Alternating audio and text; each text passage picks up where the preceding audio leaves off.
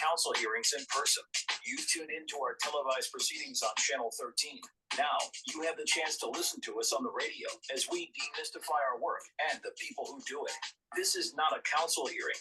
This is Hearing the Council with your host, Josh Gibson.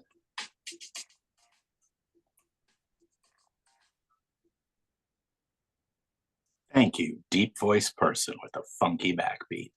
Indeed, this is not a council hearing. This is Hearing the Council. You can't have a government without a council, so you can't have a government radio station without a council show. This is it. I'm Josh Gibson, Director of Communications for the Council. You may also know me as our voice on social media at Council of DC.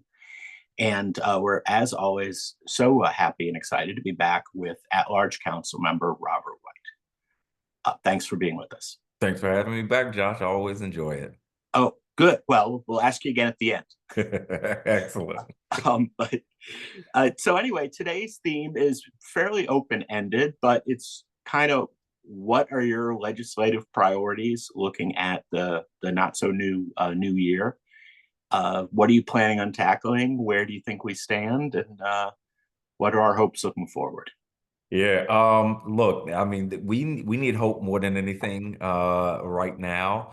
And so I would say one of my priorities, not exactly legislative, but important to my role, is to make sure DC and our nation, our democracy, make it through this administration. It's been a really tough few weeks for a lot of folks and really concentrated in this region. And so one of my challenges to myself is helping to figure out how we manage this in the best way possible for our city, for our country, for our kids. And I have some thoughts that I'm still developing, but I do want to remind folks that this country has been through some very difficult times before. We've made it through, but it's also important to remember that we haven't made it through because people sat on their hands. We made it through because people stepped up in their various positions, whatever that may look like. So we got to stay optimistic that we've made it through tough things before and we'll make it through them again. But we've also have to challenge ourselves to ask, what do we need to do to make sure we are withstanding this time? And again, I have some thoughts on that I'm still working to develop. So I'll hold them tight for a little bit longer, but we've got to figure this out. You know, on the home front, though, there are a couple of buckets of things that my team and I are working hard on this year. One is this is a time where I think we need unity more than ever. And so there are some parts of my legislative agenda that are really targeted at DC unity. What are the things that pull us together as a city? And somebody who grew up here in the 80s and 90s, I remember various community annual things that we always look forward to, that we look back on with nostalgia. And so I want to capture that, not exactly recreate, but capture that spirit. And so one of the things that I'm planning on, that I'm really excited about, that my team member Chanel and I are going to get going this year, is a battle of the bands for our high school marching bands. This was inspired by the MLK Day parade this year, where Blues Marching Band came out. They did an incredible job. And the only thing I wanted to see after them was Eastern's band coming behind them, and, you know, and Roosevelt coming through. So that's the type of thing that I think will really bring our community together and pulling us together. I also want to look at the city starting to take over in terms of financing the MLK Day, MLK series of events like the parade, prayer breakfast, writing competition for young people. We have to continue to pull our city together and lift our people up. And so that's going to be an important part of our agenda this year. Second to that is an aggressive housing agenda. We are actually in a really bad place with respect to housing. If people think housing is expensive now, I will be the bearer of bad news and tell you, if we do nothing in a year or two, you're going to see housing get much more expensive than it is now. So I'm not going to sit here and let that happen. I'm working with my team to figure out what we need to do. It'll be substantial, it'll be aggressive, it will be necessary. But we are going to get that off the ground. We've been meeting with a lot of experts over the past couple of months. So now we're trying to pull together those ideas. And the last thing I'll mention, because I don't want to go on and on, but we've got to be focused on our workforce, the substantial work that's going to be happening at Capital One Arena, the substantial work that will happen on the RFK campus that's being transferred to the district, the substantial work that I hope will happen downtown as we really reimagine what our downtown can be, creates a huge pipeline of career opportunities for our residents. So I want to make sure we take advantage of that and really focus on almost going back in time to trade and vocational education to make sure we're creating a pipeline of young people who are going into really good paying careers, working with their hands and being part of the next generation of our city. So lots on our plate this year. It's an aggressive agenda, but we're going to get it done. I'm privileged to work with an incredible team of really talented, dedicated people. So our job is to make sure we produce. Okay, let's go back to each of the three items, not in order. Housing, why do you see the big potential bump in housing costs over the next year or two? There are a few things happening at the same time that wouldn't be on the average person's radar. The first is that there are no new construction permits for multifamily housing or apartment buildings. That means, and our city population is growing. So as you have more people moving into the district and less housing being produced, that equals more expensive housing. If we don't start producing housing, there's no way that housing doesn't get more expensive. At the same time, folks who invest in housing, which is not necessarily the boogeyman, and I'll get to that in a second, but they're not investing in DC, which is more the reason that we're having difficulty maintaining our buildings and getting buildings built. Since this is a council podcast and I can talk about things that maybe I wouldn't be able to talk about on the average show, I will simplify by saying this. We often, have a concept of developers, and look, there's some bad developers out there, but there are some good ones. But the important thing to remember is developers don't pay for the buildings that they're building. They get investors. And when investors say, we don't want to invest in DC because DC is now has a reputation for rent not being paid or bureaucratic hoops that don't work. When folks say they're not going to invest in DC, that means that housing isn't going to be built. Affordable housing, workforce housing, whatever it is. And that leaves folks like my family left out to dry. That's how people get pushed out. So we've got to address that. It's also no secret. For years, I've been wanting to see us get aggressive on building housing downtown. The office market is just not going to be, again, what it was in 2019. That's a challenge, but it's also an opportunity for us to say, well, what can we do to create new neighborhoods and make those neighborhoods an opportunity for us to push down the cost of housing? That's the strategic vision that we have to have in the city. And I think we've got to start taking on more hard things and holding ourselves to more aggressive timelines. Yeah, and I think timelines, you hit the nail on the head that this stuff takes a while. Yeah. We talked about residential, conversions years before pretty much anyone else did. You and I did an episode on that. And the main challenge of that is it's just so slow. It's through no fault of not government's fault, not the developer's fault. It's just architecturally difficult. And it's not a short-term solution. So what can we do to jumpstart these super slow, this talk of the converting the area south of the mall and north of the wharf sounds amazing, but that's a decade away at a minimum. RFK campus, same thing. Yep. How can we get that going yesterday instead of tomorrow? Yeah, great question. It is setting timelines, but it's also being honest about who plays what role. So government, if we're all honest with ourselves, no fault here, right? Government is not made to move quickly. And so if we are at the helm, things are going to move more slowly. When I look around the country for who's figured this out, what I see is that we need a downtown economic development corporation, a public-private partnership, if you will, where we are setting timelines. We, the government, the people, are setting the timelines, setting the vision, and then telling our private sector folks, we need you to go execute. And here's how we're going to measure your progress on this timeline and on this vision. Go get it done. That's how we move this. And I wish that we had started that in 2016, but they say, what are the two best times to plant a tree? 20 years ago and today. So we got to plant this tree today so it can and start to grow. As we do that, we have to understand what the district can do to incentivize more affordable housing to be built today. That's where my bill comes in.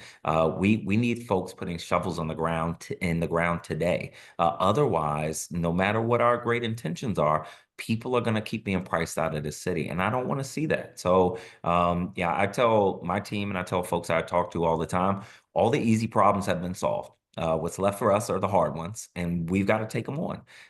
And so that's what we're called on to do. I think when we look at the most recent presidential election, what we see is a lot of folks saying, look, I'm doing all the things I'm supposed to do.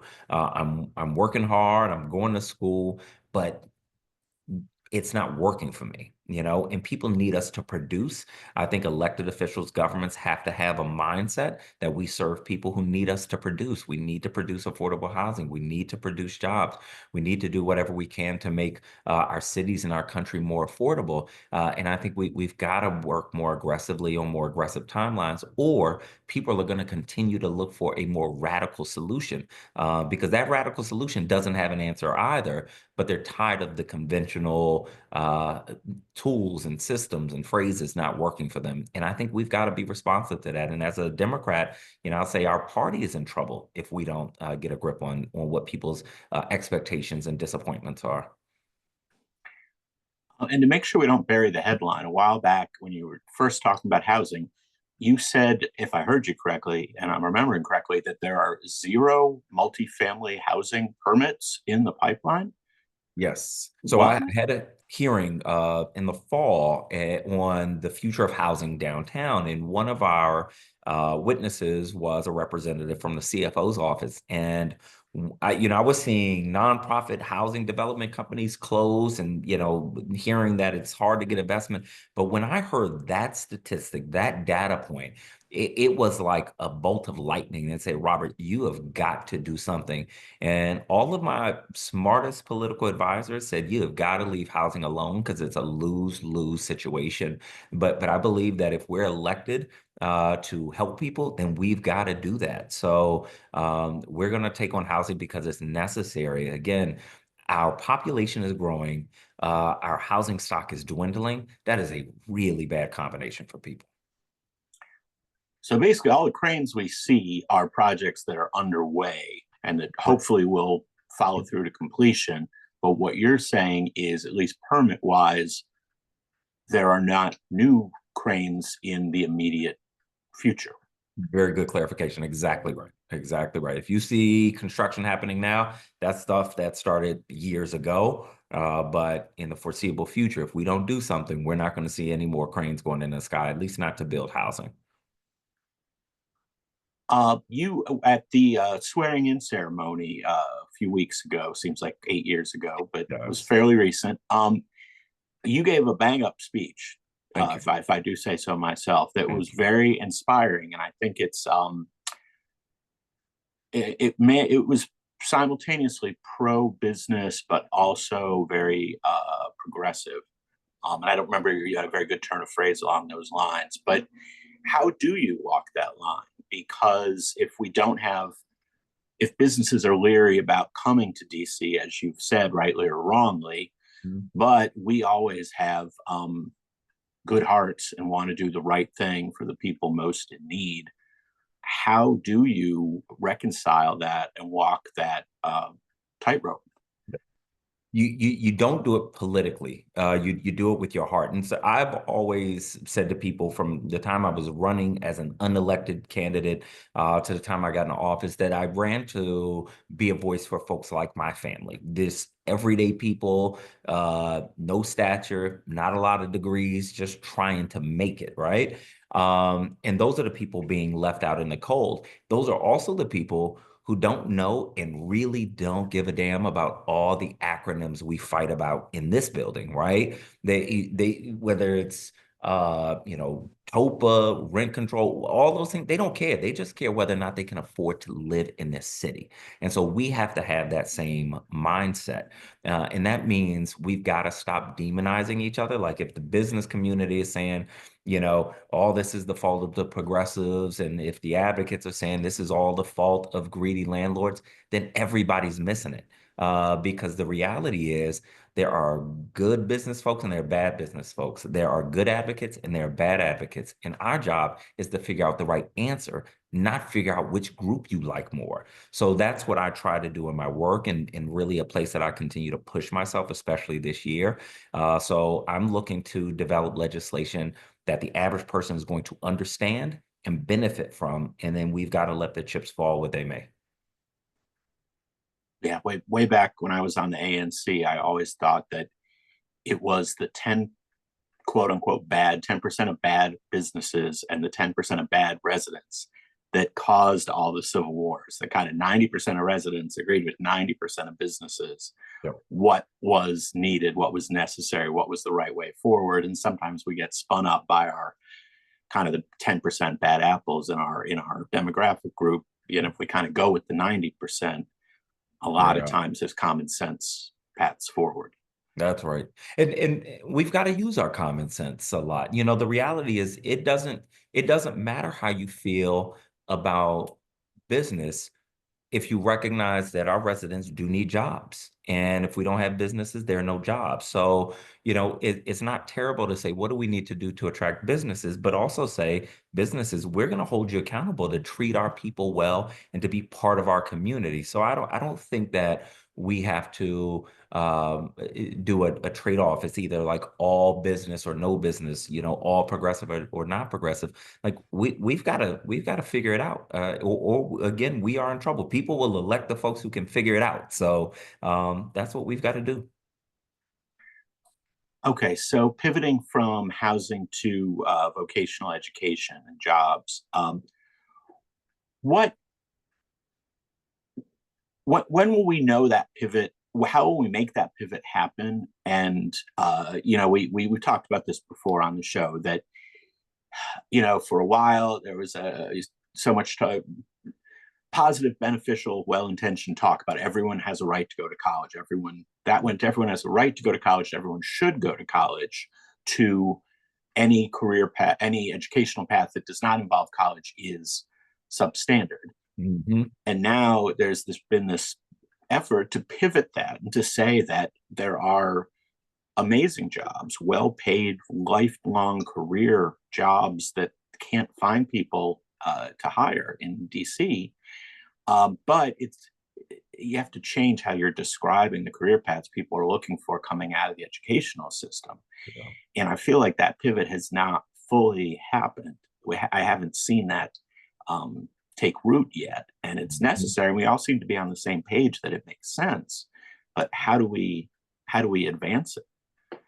I think younger folks are going to push us in that direction. A lot of younger folks are just really not planning to go to college, but they are also really clear that they want to make money. And so they're going to go to where the opportunities are.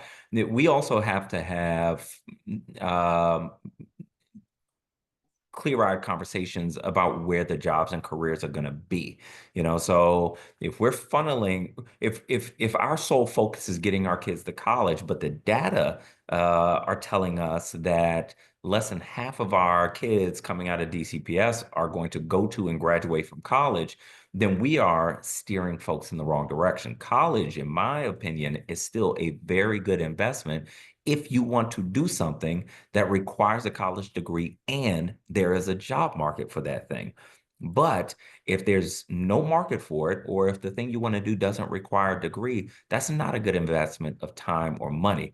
I also think money talks, right? So I was a couple years out of law school before I realized that had I become a pipe fitter, I would have made a lot more money than I would as a lawyer. And frankly, I'll be 43 this week.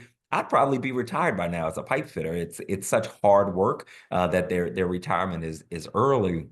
And so when I'm in schools and talking to young people, often they're not interested in the traditional prestige of jobs, as I think a lot of folks who came before them were. They want to know, where can I make money? Where can I have work-life balance? And hey, by the way, I don't want to go to college, so how do I have a career that allows me to raise a family without doing that? So we've got to speak to where people are. I think there was a time where we got a little bit off course by determining that, we needed to not steer children of color toward the trades because it would create a dichotomous society. But I think that we've got to think about what the prestige of careers looks like, and also what society looks like if we have an overwhelming number of people of color who are not making enough to survive. So, we've got to have some tough conversations with ourselves. But I'll say this, my wife and I are both lawyers.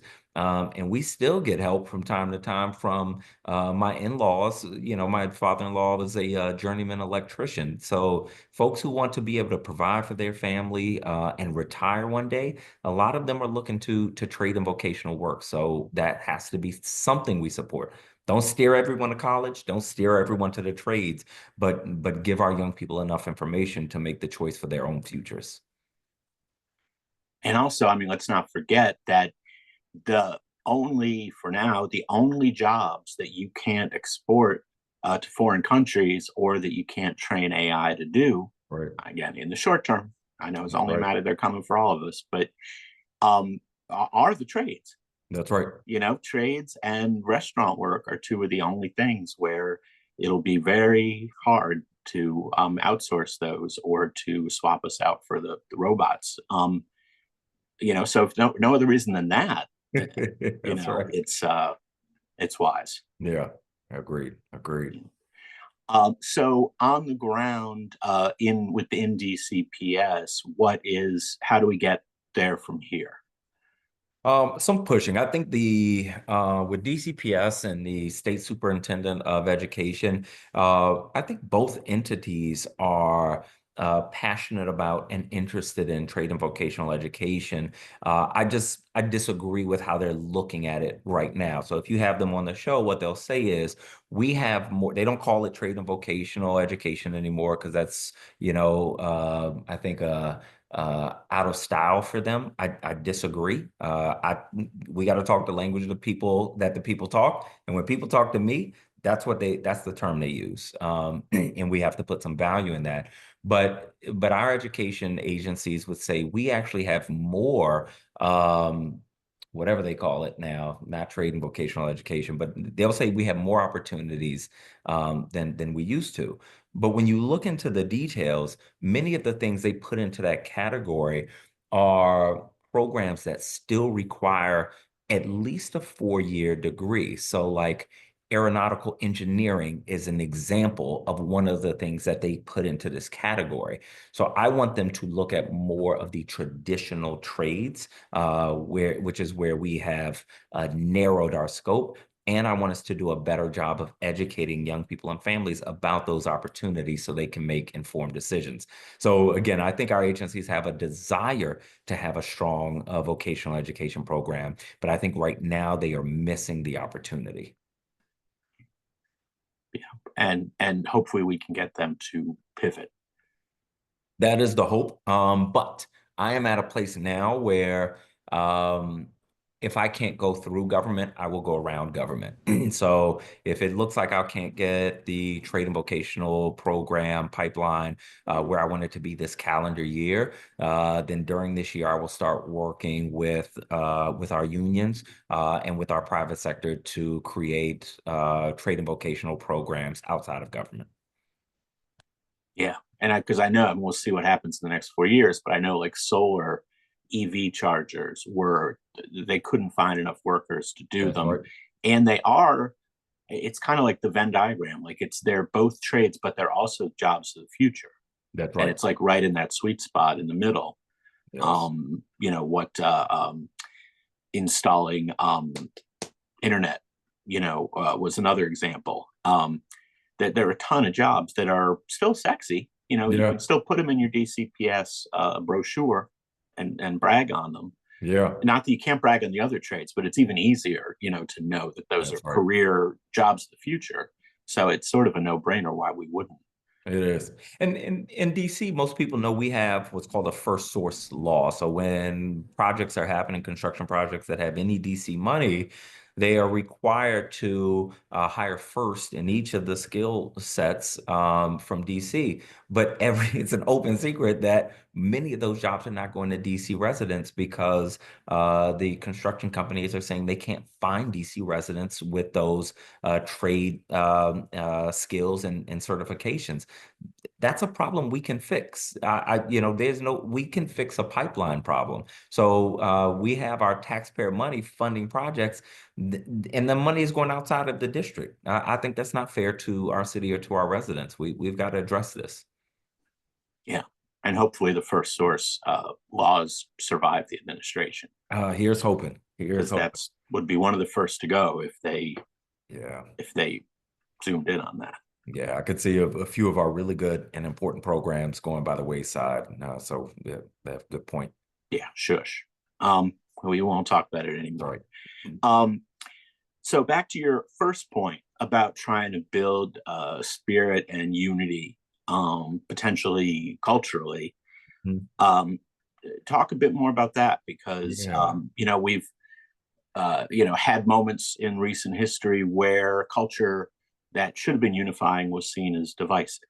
I'm thinking about the go-go shop on Georgia Avenue. So how even that, which I totally agree with you, is such a great opportunity for unity, can be perceived as a challenge. Last night's halftime show, another good example. Same cultural performance viewed very differently by different viewers. Yeah. So that's sadly another tightrope. How do you walk that tightrope? So that comes from both the halftime show, last night's Super Bowl, and the Don't Mute DC issue that happened. Both of those come from a lack of shared history. And DC is just different now than it was 25 years ago. There are new folks. There are a lot of things that we used to have that we don't have. And so I think a lot of the ties that bound us have started to fray.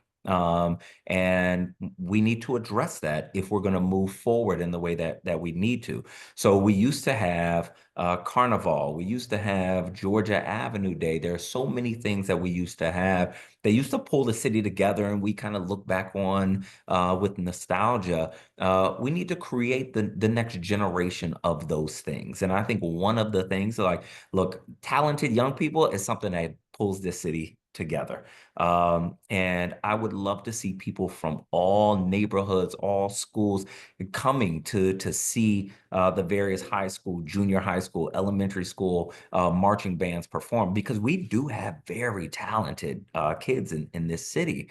And this is the type of thing that would pull people from different communities, different backgrounds into the same space for this shared joy and opportunity. It would be something that we look forward to doing every year. And that is the starting point, not the end point. There are other things we need to do in that vein, but we do need to be conscious of the harder the things we need to do politically and legislatively, the more unity we need. So if I have an agenda that is aggressive in terms of legislation that is difficult and necessary, then I also need to be focused on building unity in our city, because there's a saying, it's been used a lot. If you want to go go fast, go alone. If you want to go far, go together. That's where we are. We've got to move together.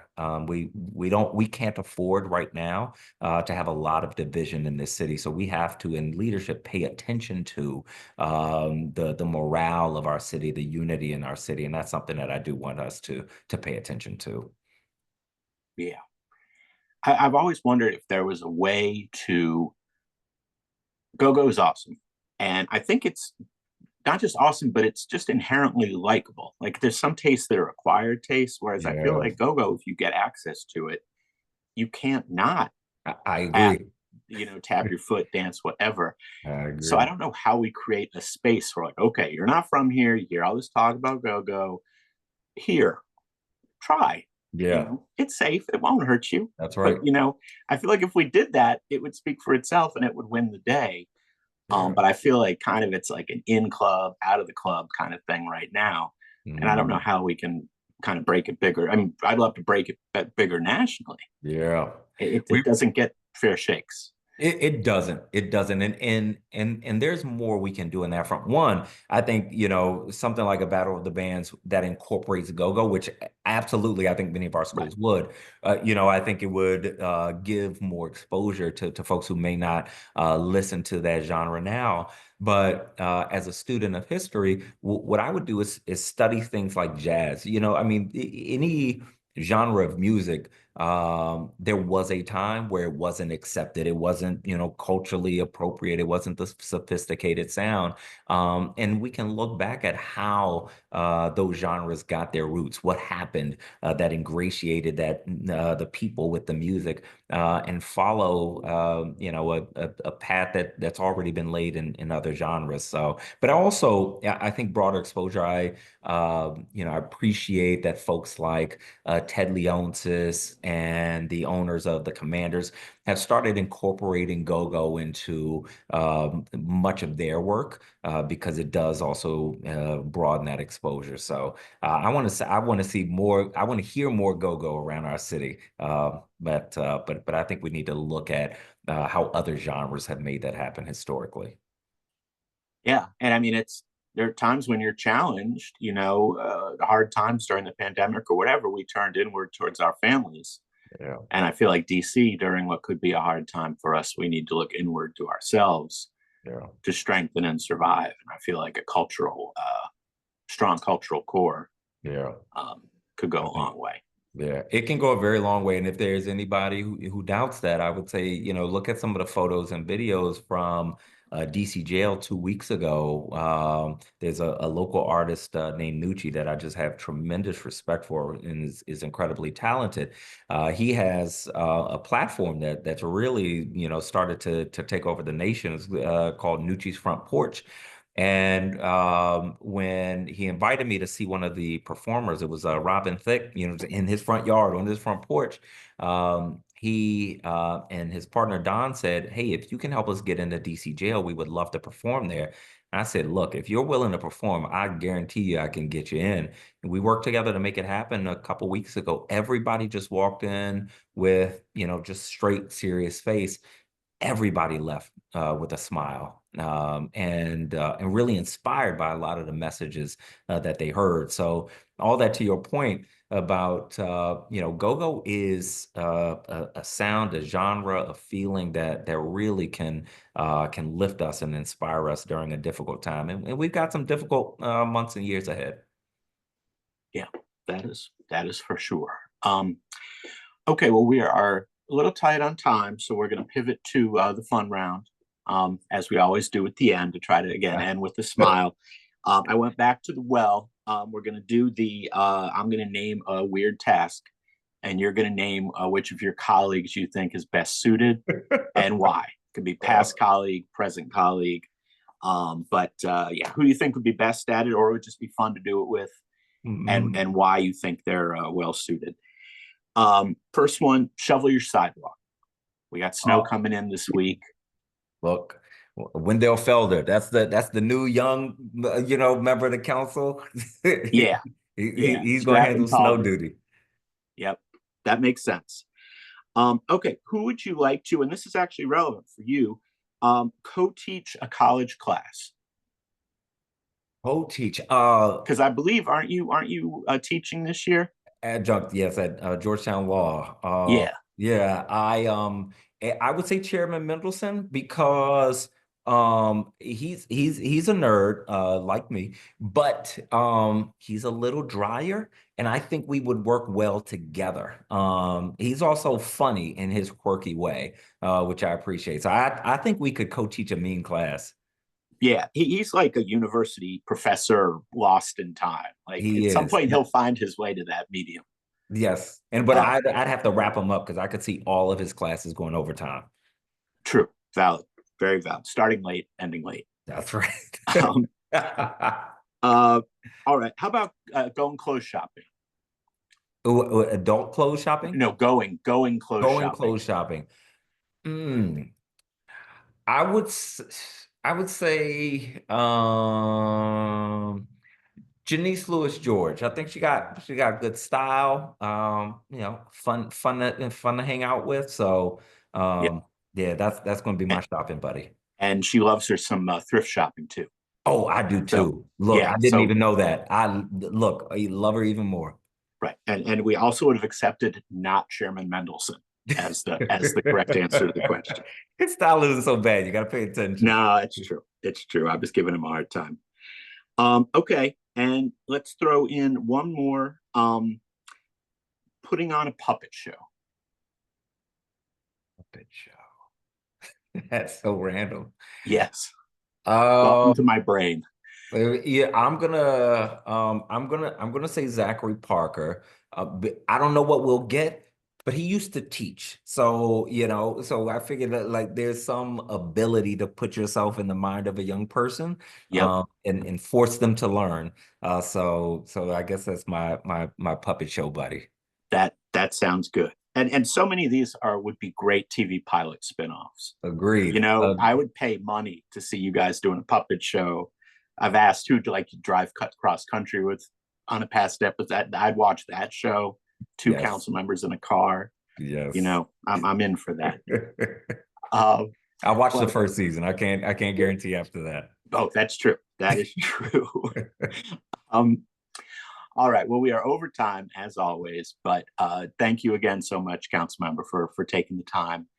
And listeners, please remember to subscribe to our podcast on SoundCloud or wherever you get your podcasts. Just search under Hearing the Council. Thanks again for joining us. Tune in next time. We're on DC Radio at 96.3 on your FM HD4 dial or at dcradio.gov. I'm Josh Gibson. This is not a council hearing. This is Hearing the Council. Appreciate it. Thanks again, council member. Thanks, Josh.